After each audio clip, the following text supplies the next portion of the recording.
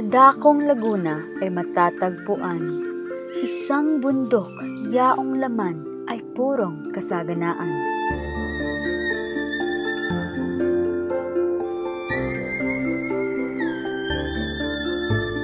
Sa pusod ng kagubatan nito ay masasaksihan, Mariang Makiling, nagmamay-ari ng malanyebeng buhok at hindi mapag-aalinlanganan kariptan.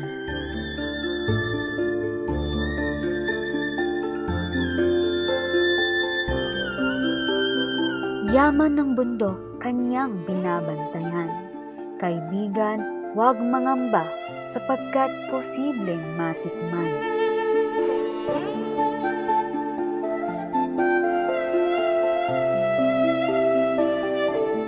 Huwag abusuhin maging sakim ating tatandaan.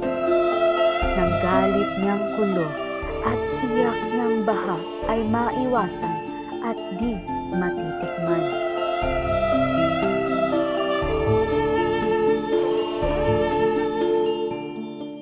Ngayon ay naging kwento, kathang isip na lamang. Ang diwatang dating nakasama, minsay naging kaibigan.